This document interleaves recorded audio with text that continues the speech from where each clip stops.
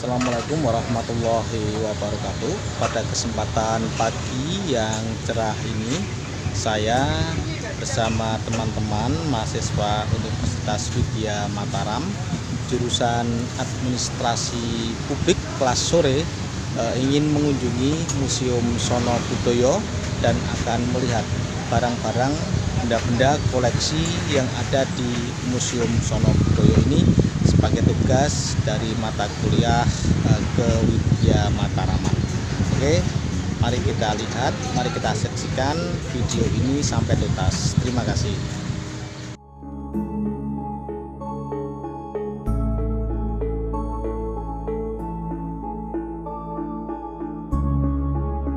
Sejarah pembangunan Museum Sono Budoyo diawali dengan berdirinya Yayasan Java Institute di Surakarta pada tahun 1919. Pada Kongres Java Institute di tahun 1924 muncul gagasan dan keputusan untuk membangun sebuah museum di daerah Yogyakarta.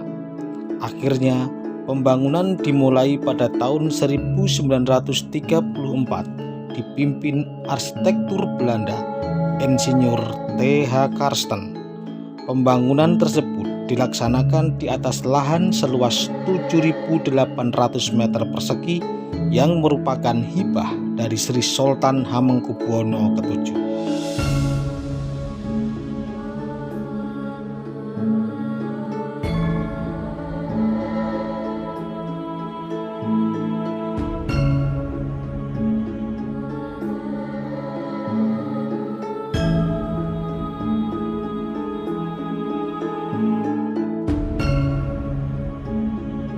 Museum ini diresmikan dan mulai beroperasi pada tanggal 6 November 1935 dan diberi nama Sono Budoyo.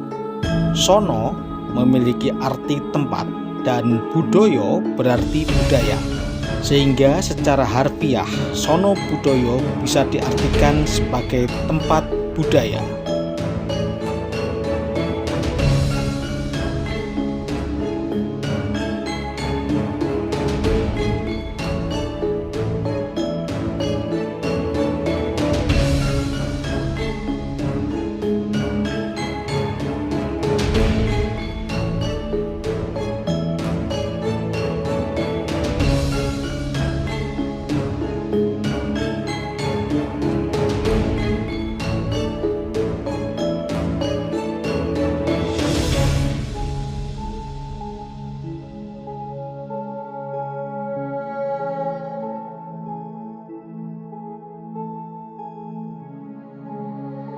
Pada tahun 1945, bangunan museum juga sempat hancur karena menjadi korban penjatuhan bom oleh tentara Belanda. Setelah direnovasi, tepatnya pada tahun 1974, pengelolaan museum ini diserahkan kepada pemerintah pusat di bawah Kementerian Departemen Pendidikan dan Kebudayaan. Pada tahun 2001, pengelolaan museum diserahkan kembali kepada pemerintah DIY dan terus dikelola hingga sekarang. Dari sejarah panjangnya tersebut, Museum Sono Budoyo termasuk salah satu museum tertua yang ada di kota Yogyakarta.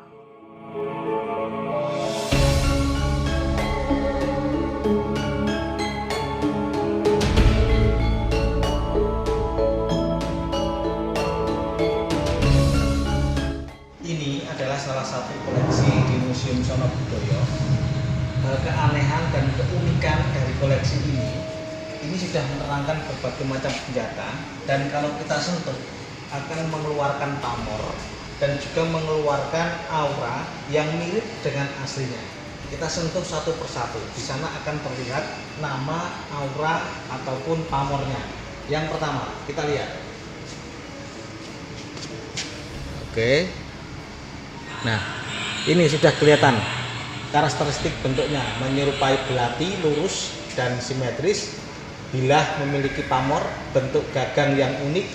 Gagang dan bilah menyatu terbuat dari logam seluruhnya. Sedangkan yang kedua kita lihat ini yang seperti di candi ini. Nah, iya kan? Relief Candi Prambanan, mirip yang ada di relief Candi Prambanan. Yang ketiga kita lihat, nah ini sudah kelihatannya keris. Nah, sedangkan yang selanjutnya kita lihat pamor dari keris ini. Pamor keris merupakan guratan ornamen batik abstrak ya. Ini seperti ornamen apa itu? Semangka ya. Terus kita lihat di sini. Nah, ini sudah ditunjukkan bahwa ini juga Serat Centini jilid 3 pupuh 239 atau juru gemung menerangkan tentang makna simbolik dari ricikan pada keris. Selanjutnya yang ini kita lihat cakra ini ya, yang bentuk cakra. Ya, ini tombak cakra, senjata tajam dan runcing yang digunakan untuk menusuk dari jarak dekatnya. Sedangkan salah satu koleksi Museum Sono Budoyo adalah keris. Di Nusantara, keris dipengaruhi kerajaan Majapahit seperti di Jawa, Madura, Nusa Tenggara, Sumatera, Kalimantan bagian pesisir, sebagian di Sulawesi, Semenanjung Malaya, selatan Thailand, dan selatan Filipina, terutama di Mindanao. Di setiap daerah, pembuatan keris memiliki ciri khas berbeda-beda sekaligus fungsi dari keris tersebut.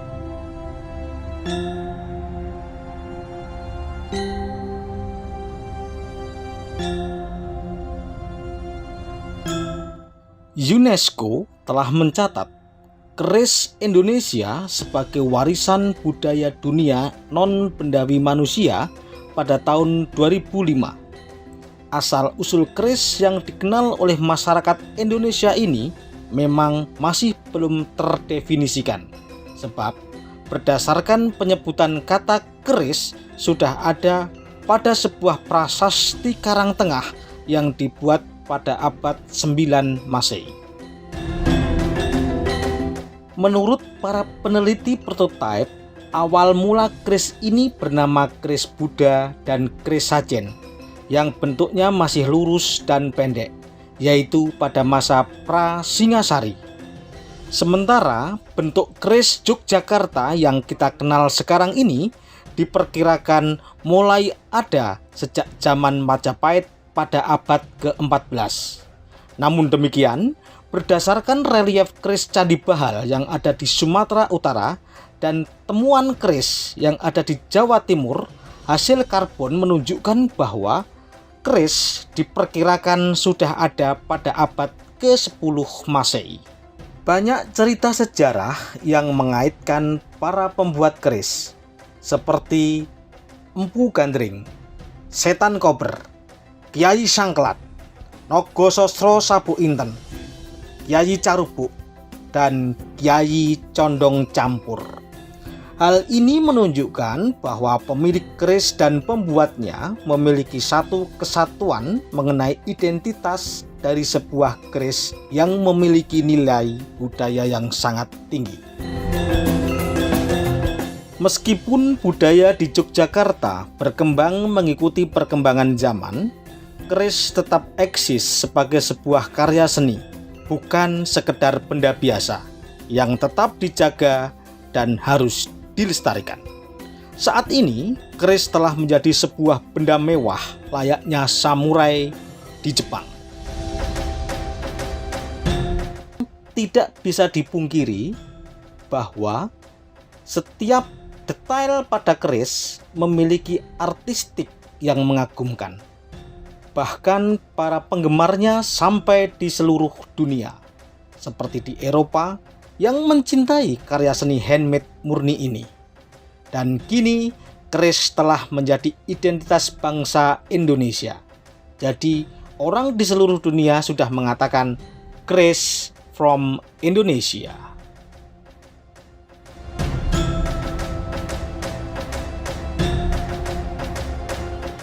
Keris yang sempurna terdiri atas kesatuan antara wilah atau bilah warongko atau sarung, dan pegangan keris atau ukiran.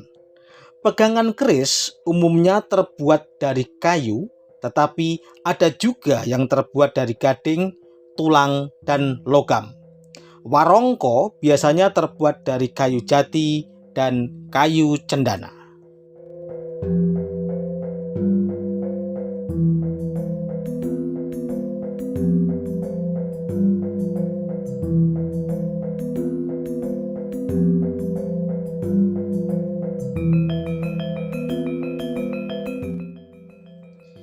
Salah satu keunikan keris adalah detailnya yang luar biasa.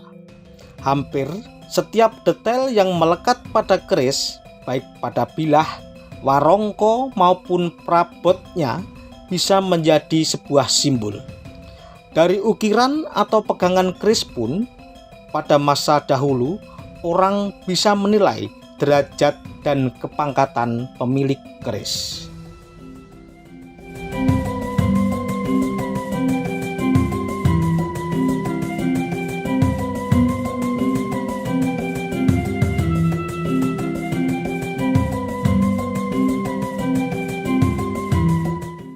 Seorang kesatria memakai keris berwarongko model kasatrian. Pejabat kerajaan memakai warongko kadipaten. Ada lebih dari 25 varian warongko Jawa di masa lalu yang bisa menjadi indikator kepangkatan pemiliknya. Bahkan daerah asal pemegang keris pun bisa dilihat dari warongkonya. Apakah pemiliknya dari Yogyakarta, Surakarta, Banyumas, Jawa Timur, Madura, atau Bali.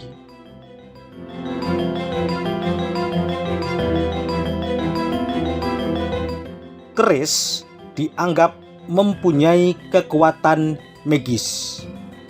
Para empu pembuat keris mendapat kedudukan terhormat dalam masyarakat karena dianggap memiliki kesaktian serta keterampilan teknik tinggi.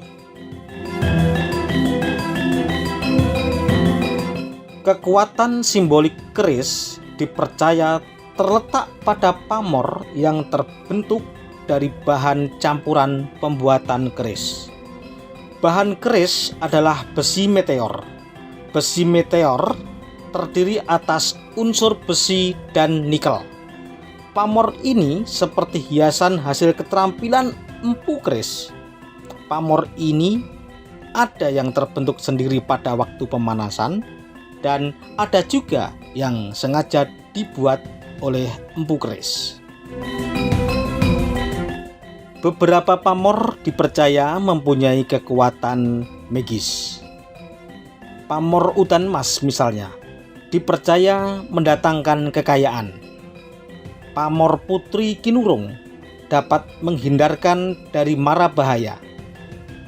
Pamor panguripan dipercaya memiliki tidak akan mengalami kekurangan dalam mencukupi kebutuhan hidup.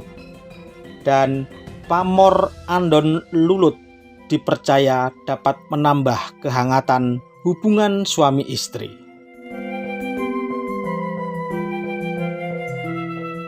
Pamor keris ada juga yang bisa membahayakan pemiliknya, seperti pamor buntel mayit, mengandung kekuatan untuk membunuh orang. Pamor kudung mayit berwatak hendak mencelakakan si pemakai.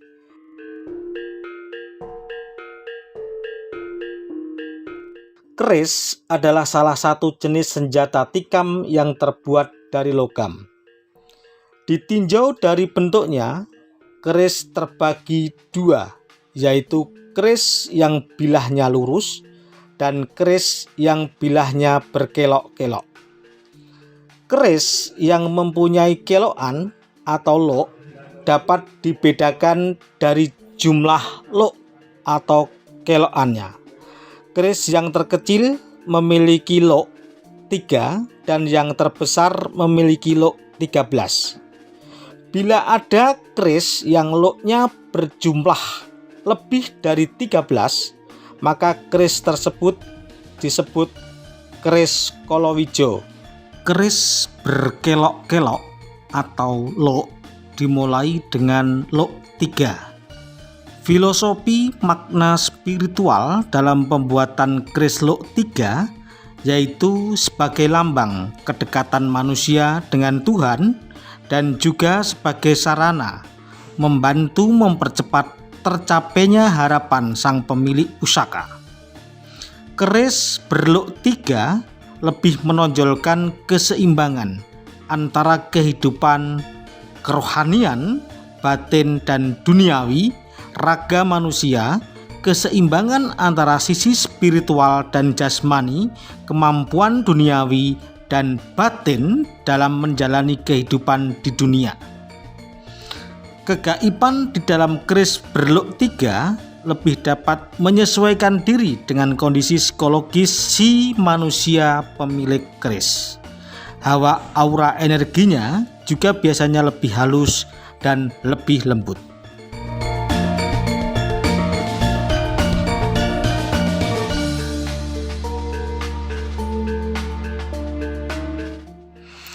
Biasanya jenis keris lok 5 dibuat dengan harapan untuk memberikan zoni atau khasiat yang berkaitan dengan kekuasaan dan wibawa sehingga pemilik dari pusaka tersebut dihormati dan disegani oleh banyak orang.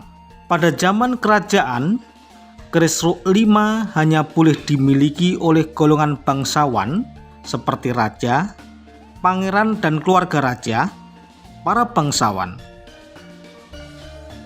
para kerabat yang memiliki garis keturunan raja, adipati, dan orang-orang ningrat.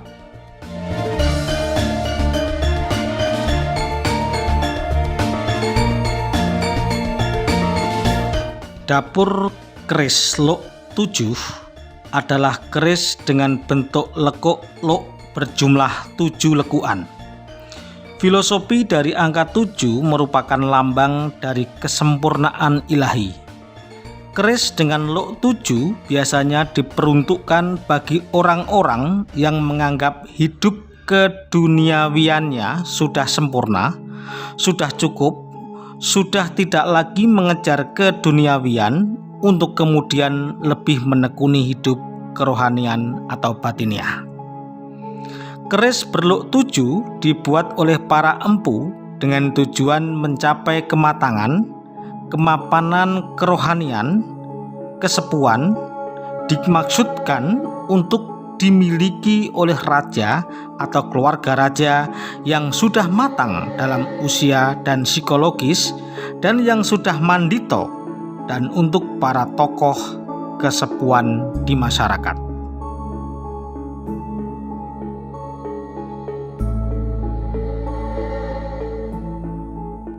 Dapur keris lok 9 adalah varian keris dengan jumlah lok sebanyak 9 lekukan. Filosofi angka 9 dimaksudkan bagi orang-orang yang sudah tidak lagi berhasrat mengejar urusan dunia, sudah lebih mendalami spiritual kerohanian. Keris-keris dengan lok 9 diciptakan guna mencapai tujuan kemapanan spiritual kerohanian dan kesepuan.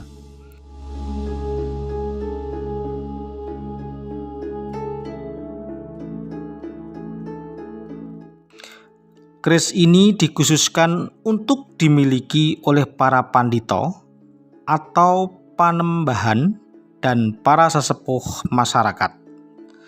Selain memberikan tuah keselamatan, kerohanian, keilmuan, dan perbawa, jenis keris ini biasanya mengeluarkan aura hawa yang sejuk.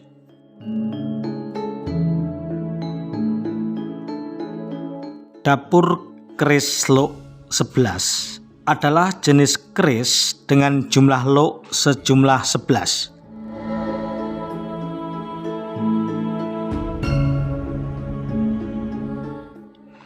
Filosofi keris dengan lok 11 pada awalnya dibuat untuk meningkatkan kemapanan.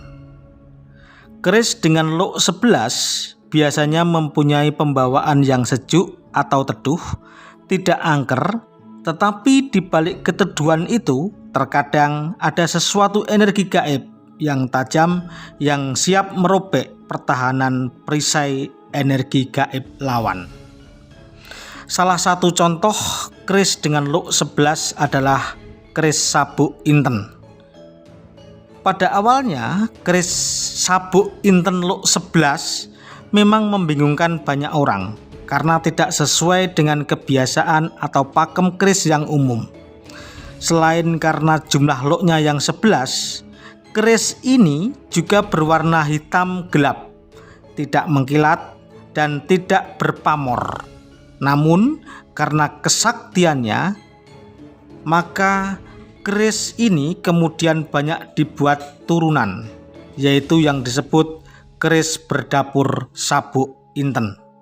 Adapun nama-nama keris look 11 diantaranya Carito, Carito Dalman, Carito Keprabon, Carito Bungkem, Carito Gandu, Carito Prasojo, Carito Genengan, Sabuk Tali, Joko Wuru, Balebang look 11, Sempono look 11, Santan, Singo Barong look 11, Nogo Siluman look 11, Sabuk Inten, dan Joko Rumekso.